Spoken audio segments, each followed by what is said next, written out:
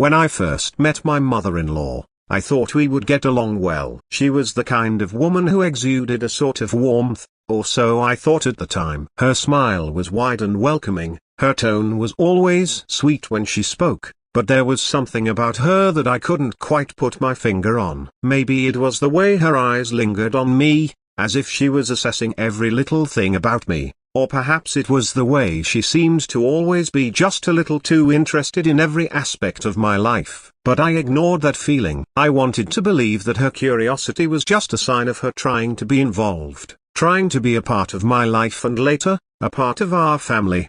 My husband, Paul, was everything I could have wanted in a partner. He was kind, understanding, and always seemed to have this way of making me feel like I was the most important person in the world. When we got married, I felt like my life was finally falling into place. We had our ups and downs, of course, but overall, we were happy. We lived in a cozy little house in the suburbs, just far enough from the city to enjoy some peace and quiet, but close enough to still be able to take part in everything the city had to offer. When I found out I was pregnant, Paul was over the moon. He had always wanted to be a father, and I couldn't wait to start our family together. The pregnancy went smoothly, with only the usual discomforts and occasional moments of anxiety. We were both so excited to meet our baby, to see what he would look like, to hold him in our arms and know that we had created something so beautiful together.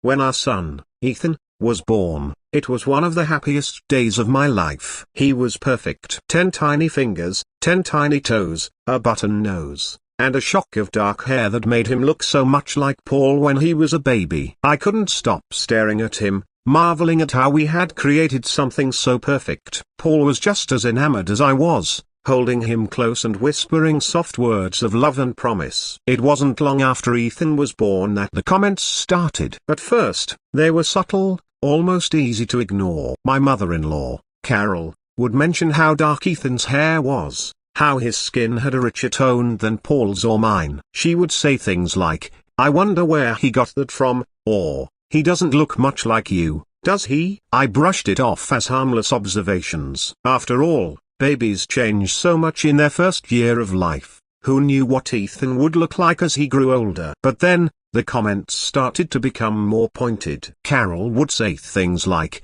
"Are you sure he's Paul's?"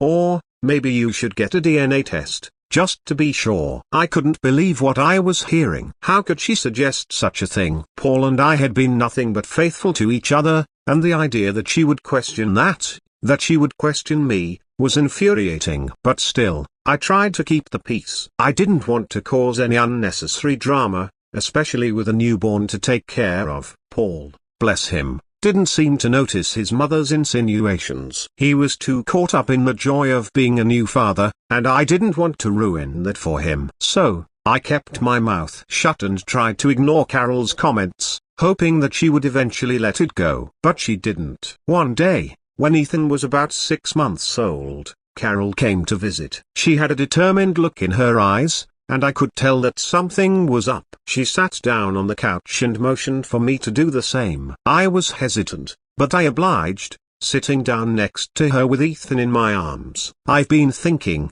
she began, her voice calm but firm. "I really think you should get a DNA test for Ethan." My heart sank. Here we go again, I thought. "Carol," I said, trying to keep my voice steady, "Paul and I both know that Ethan is our son. There's no need for a DNA test." "But look at him," she insisted, her eyes locked on Ethan. "He's so dark. He doesn't look like either of you. I just think it would be better for everyone if you got the test. You know, for peace of mind." Peace of mind? Whose peace of mind was she talking about? Certainly not mine, and definitely not Paul's. I could feel my blood boiling, but I took a deep breath and tried to remain calm. "Carol, I appreciate your concern, but there's no need for a test. Ethan is Paul's son, and that's all that matters." But she wouldn't let it go. "Please, just do it for me," she pleaded. "I'm not trying to cause trouble, I just want to be sure. I think it would be better for all of us if we knew for certain." I looked down at Ethan, who was gazing up at me with his big, brown eyes. How could she even suggest that he wasn't Paul's? He was perfect, just the way he was. But I could see that Carol wasn't going to back down, and I didn't want to cause a rift in the family. So, reluctantly, I agreed to the test, hoping that it would put an end to her suspicions once and for all. The day of the test, I felt sick to my stomach. Paul still had no idea what was going on, and I couldn't bring myself to tell him. I didn't want him to think that I was doubting him, doubting us. So, I went to the clinic alone, with Ethan in tow, and had the test done. The nurse assured me that it would be quick and painless, just a simple cheek swab for both me and Ethan, and then we would have the results in a few days.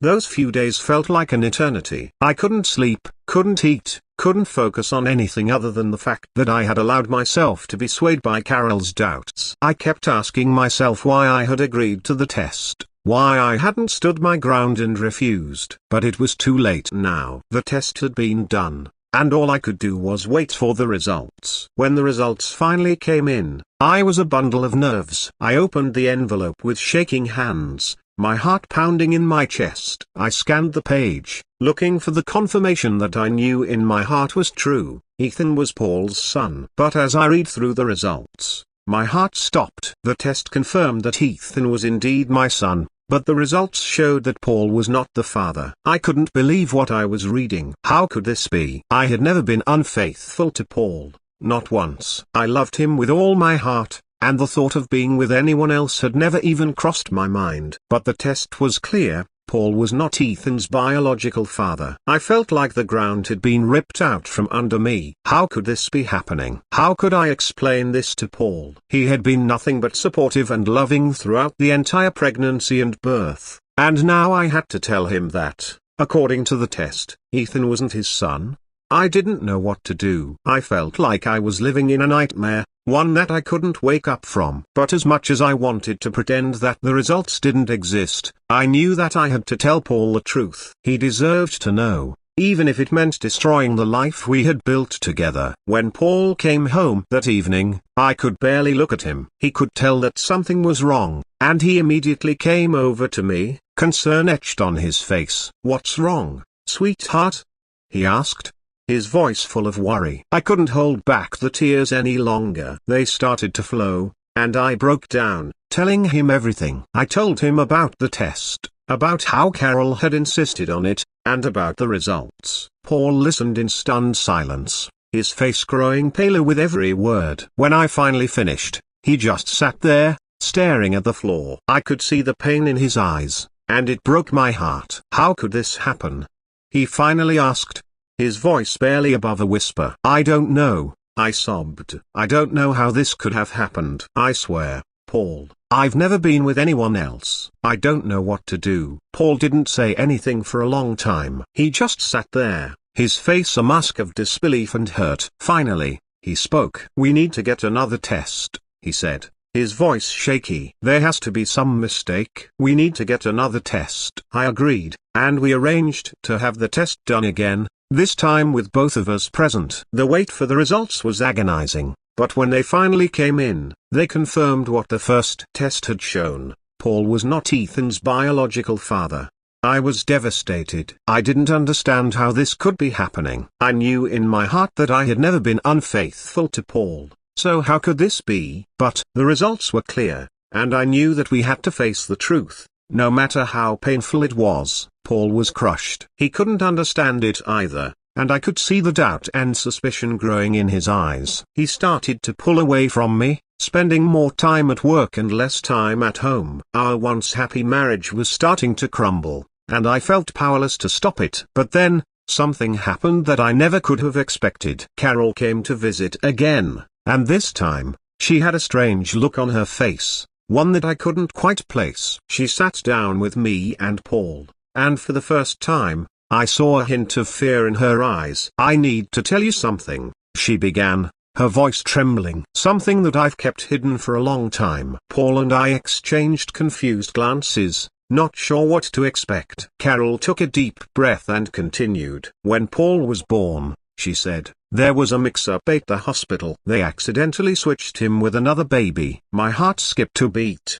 "What are you saying?" I asked, my voice barely above a whisper. "I'm saying that Paul isn't biologically my son," she admitted, her eyes filling with tears. I found out when he was just a few months old, but I didn't say anything. I was too afraid of what it would mean, of what people would think. So I kept it a secret, and I've lived with that guilt every day since. Paul looked like he had been hit by a truck. "You're saying that I'm not your son?"